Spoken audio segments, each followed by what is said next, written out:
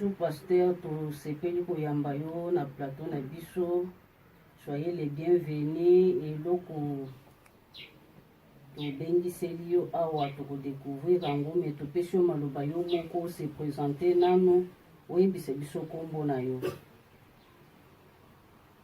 Merci maman journaliste. Kombo na ngai pasteur Faustin Lusito. Merci pour notre bengisa ngai. Toyeba koitala likambo yango na ndenge ya Nzambe. Likambo etu tungisa mokili. Sujet na biso to bengeli awa eza pona maladi oyo ezoningisa mokili mobimba oyo eza na kombo ya coronavirus. Tomoni ke mokili mobimba eningani bato bazokufa toyebi te pona nini eye na mokili. Soki bino ba pasteur, soki yo pasteur koko yebisa biso tina nango oyo yeli ko ningisa mokili mobimba. Ok. Biso ba pasteur toko tana likambo na ndenge pe ya ba pasteur na ndenge ya Nzambe. Puisque tomoni ke likambo est spirituel. Avec les problèmes spirituels, nous parlons aussi le langage spirituel. Tolinko baba tokozonga na oyo Nzambe akomeli biso na mikanda. Soki tozwi Lamentation 3, verset 37 à 42. Kuna bazoyebisa biso nini? Qui dira qu'une chose arrive sans que le Seigneur l'ait ordonné? N'est-ce pas de la volonté du Très-Haut que viennent les maux et les biens? Pourquoi l'homme vivant se plaindrait-il que chacun se plaigne de ses propres péchés? Donc, recherchons nos voies, et sondons, et retournons à l'Éternel. Lèvons nos cœurs et nos mains vers Dieu qui est au ciel. Nous avons péché, nous avons été rebelles. Amen. Voilà donc, Esikatoko Vanda. Balobi bien, qui dira qu'une chose arrive sur la terre sans que l'Éternel l'ait ordonné. Donc, c'est de la part de Dieu que viennent les mots, c'est-à-dire le mal et le bien. Nzambe ndemu keli na biloko nyonso ezala mabe ezala malamu Nzambe mutu akeli yango. Tomoni na jardin d'Eden ezalaki mpe bongo atie nzete mibale moko malamu moko ekoyeba malamu moko ekoyeba mabe moko ya malamu moko ya mabe elingi koloba mibeko mibale epesamaki deja wana. Donc Nzambe aza na projet na ye ya kosala mutu aleka na mibeko mibale wana ayeba yango ayeba malamu ayeba plutôt mabe liboso pe aya koyeba malamu na nsima nde babengi yango image na ressemblance. En d'autres termes tolobaka première naissance na deuxième naissance de l'homme sur la terre. Otala makambo ndenge ezolenga boye na Genèse 1:26 image na ressemblance. Genèse 1:31 Dieu dit que tout ce qu'il avait créé était très bon. Donc nous c'est très bon pour mutu abima mutu lokola Nzambe azali ezala mabe ezala malamu ezala maladi nyonso tout est très bon. Alors na ntango wana yango biloko ezoya na eloko na eloko na ngonga na yango parce que Ecclésiaste a dit chaque chose en son temps et Dieu a créé toutes choses pour un but et même les méchants pour le jour du malheur. Ésaïe 54:16 ajoute: j'ai créé l'ouvrier qui souffle le charbon au feu et qui fabrique une arme par son travail, et j'ai créé aussi son destructeur pour la briser. Donc, Nzambe asali biloko na sens ya mibale ya mabe na ya malamu. En fait, soko tali balance ya ba juge ezaka ba poids mibale ekokana na gauche na droite yango babengi balance. Pour être juste, c'est le mal et le bien. C'est ça qu'il faut me dire. Alors, ça c'est absolument mabe awa ipai na mtu esani. Zamba na programme na ile alingia kuya kolisa mtu mabe tena sima ye kolisa ye malamu. C'est ça Romains 11:32. Il a renfermé tous les hommes dans la désobéissance. Tous les hommes. Qu'est-ce que la désobéissance? C'est la transgression de la loi. C'est le péché. C'est la chair. C'est la marche selon la chair. Donc, il y a un temps où l'homme devait commencer par ça. Et après, l'autre temps, vient la miséricorde. En d'autres termes, je dirais, Dieu s'appelle ici la colère et la miséricorde. Le mal est le bien, l'image est la ressemblance. Faisons l'homme à notre image et à notre ressemblance, donc l'homme devrait aussi suivre cette marche. C'est alors qu'aujourd'hui, tout ce monde-là, Nzambe, au salam selon la loi, Aza Mobeko, a changé quel côté. Nyon se salam kandenga Mobeko na ekoma mindenga loba. Il ne change pas, il ne viole pas sa loi, il n'y a point d'iniquité en lui, il respecte tout ce qu'il a dit d'avance. Naboyende tomuni, achake batu na désobéissance, mais alobite batika la kuna libela. Puisqu'il veut que tous les hommes soient sauvés, parviennent à la connaissance de la vérité. D'attendre Yesu. Quiconque croit en lui, le Fils de Dieu, reçoit la vie éternelle. Il ne périra pas dans la désobéissance, mais il sort des ténèbres. Alors, la miséricorde de Yakina Moki. Sikoyo, depuis Yesu aya, talana. Est-ce que toujours ça dans le Yesu alobaki, toujours tamble dans le biso. Autant était depuis Yesu aya na mukili. Il y a plus de 2000 ans, alors que Batu Onzambe alingi ba changer côté balongwa na ténèbres ba na lumière ba soko kangote.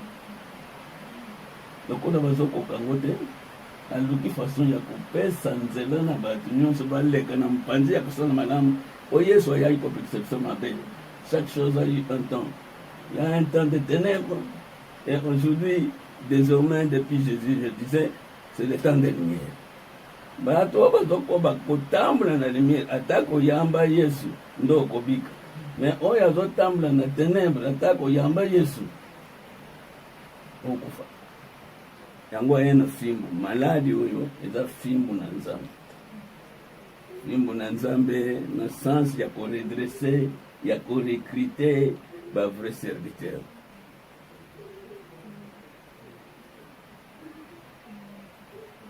Loba pasteur. Koba. Alors, tokoloba nini mama? Eza volonté na Nzambe.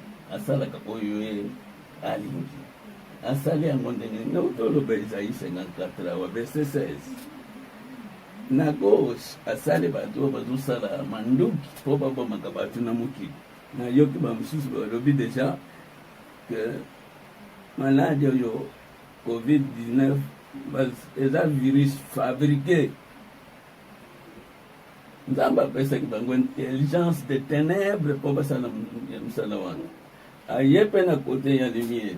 Apesi biso mpe intelligence mpona kodétruire maladi wana. C'est ça la justice de Dieu. Ce qu'appelle intelligence 7 fois kuna na ténèbres, aye na lumière apesi intelligence aussi 7 fois. Donc, atie maladi o fimbu esunga bato balongwa na ténèbres balanda Yesu na droite. D'ailleurs, je dirais, il a dit 3 raisons. 3 raisons oyo apesi po ete mokili ebongama. Yasoya. Kasi amoni ke bato bezolanda kaka mabe na mabe. 3 raisons pour cette maladie. Ya liboso ezani. Yesu alingi osonga.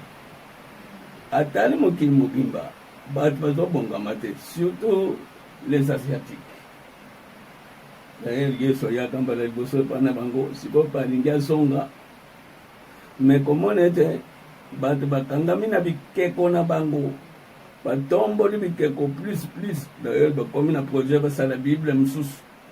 Donc ezali koanile deja yesu yango raison ya liboso epesi kanda na nzambe.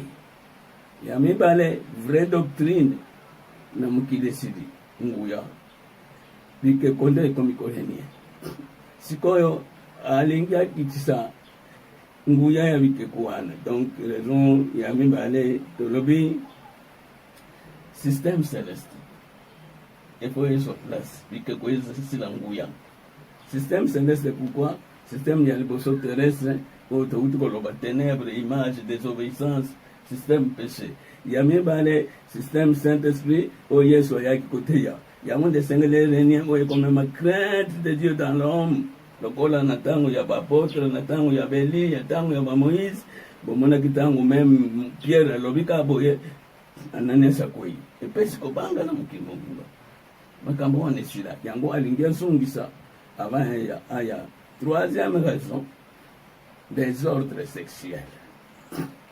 L'impudicité règne sur tout le plan. Aucun de côté là mariage homosexuel. Aucun de komona mutu na nyama basobalana.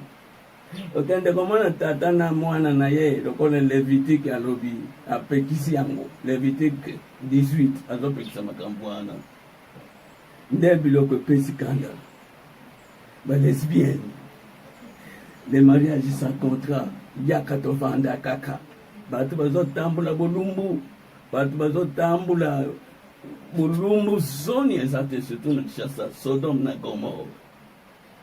Nde yango pesi kanda na Nzambe, abeta fimbu po crainte na Nzambe kota na mitema na batu. Est-ce que tososoli kanda na Nzambe tososoli yango na ejebite? Est-ce que tobangi maladi ou bien tobangi Nzambe? Tokima maladi, tozonge pa ina Nzambe. Nde lamentation sur toi. Mutu atala mtema na ye. Ayambula masumu na ye. Ozala nani? Mutu na mutu tale zaleli na yo liboso na Nzambe depuis bapesa mobeku ya sika. La nouvelle constitution pour le redressement en Jésus-Christ. Il doit marcher selon la volonté de Dieu, selon Jésus-Christ, selon le Saint-Esprit. Ce qui marche selon la chair ou selon le péché excite la colère de Dieu. Et la colère de Dieu se révèle du haut des cieux contre toute impiété des hommes sur la terre qui retiennent injustement la vérité de Dieu. Donc, les leurs comme étant la vérité. Mutuna mutu luka oyeba mateya ya solo ya Saint-Esprit nde système céleste tozobenga discipline ya likolo yango wana batu totambula d'une manière sainte na kati ya sanctification na kobanga Nzambe na kokima masumu bongo maladi ekusimba biso te eza molimo na Nzambe yokuti epai na Nzambe andotre teme eza Nzambe moko na kati ya mutu. Alors po esila tobanga Nzambe solution yangwana vaccin otokoko luka ntanke batu na Nzambe yangwana tokola batu ya mukili Nzambe pa pese bango mayele ya koluka kisi na ndenge ya mukili nyonso ezokutepa na Nzambe mutu amikumisa te ezala ba magicien bamikumisa te ezala bino ba chrétien bamikumisa te. Tout vient de Dieu, j'insiste. Et là comme moko yaka par hasard et tout vient pour un but de redressement de l'homme. Merci, maman, sur cette question. En tant que mobateli papa tu es pasteur, sikoyo yo liboso na Nzambe osali ndenge nini mpona Nzambe na yoki olobi ete eza kanda na Nzambe esengeli tomikitisa tobongola mitema mpo Nzambe ye moko alongola maladi yango.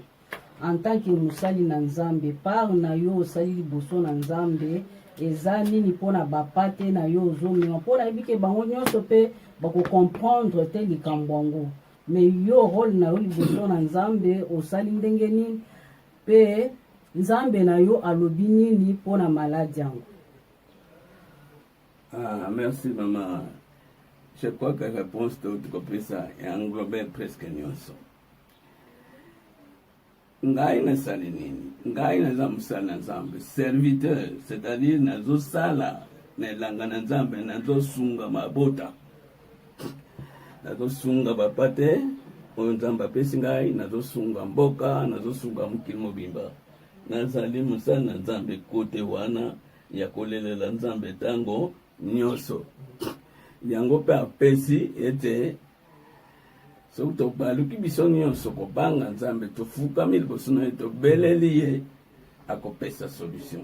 Soki tobongisi ba 3 cause oyo apesi, akobongisa, akopesa biso solution. Aza nzambe ya mawa, aye mpona kosilisa mokili te lokola na ntango ya Noe asi alapandai akosala yango lisusu te. Au contraire, aye na ntango ya Job. Na ntango ya Job aye nini? Aye po Job alongo na eteni ya première naissance ya mwa boyebi ya nzambe azalaki nango ya moke, boyebi ye mata double. Yango babebisaki oyo makambo Job azalaki kokangama nango ya nzoto, tout ce qui était terrestre en lui esengelaki ebebisama na nani? Na Satan. Moni lisolo babeti Satan na nzambe mpo bakende kobebisa Job. Otali kaka ni msolo wana kolobaka baza banemi, baza batu bayokanaka. C'est pourquoi vous voyez que Satan a kenda kaliboso na nzambe 24/24. Mission est à détruire, égorger, dérober. Nzoka pe asali le contraire na mukili pe apesi pe ba mususu mission ya construire. Donc mission nzambe apesi biso eza kotonga, construire et redresser l'homme intérieur à la ressemblance de Dieu. Oyo même Satan tango ake pa ya Job bapekisaki ekosimba te, lia nyonso ya libanda boma nyonso me molimo na ye kobebisa te. Voilà défense na biso o nzambe apesi lokola mission ezali kobate na molimo ya kati wana ebebisama te. Nzoto atako esali ndenge nini, mais l'esprit qui est dans ce corps, puisqu'en réalité dans l'homme c'est l'esprit musunyezo sanga le côté. Voilà maman, donc msa tozana ngo ya ba sacrificateur ya kobondela ya sentinelle pona ngai moko, pona libota nanga, pona mboka nanga Kongo, pona mokili mobimba nde sika na zobenga baninga nanga nyonso basala na nzambe tokota na molimo, totika makambo ya nzoto. Dieu n'a pas à traiter les problèmes charnels. Azoya na makambo ya esprit. Ce n'est plus le boire et le manger ou le vêtir. C'est le temps de chercher Dieu en esprit.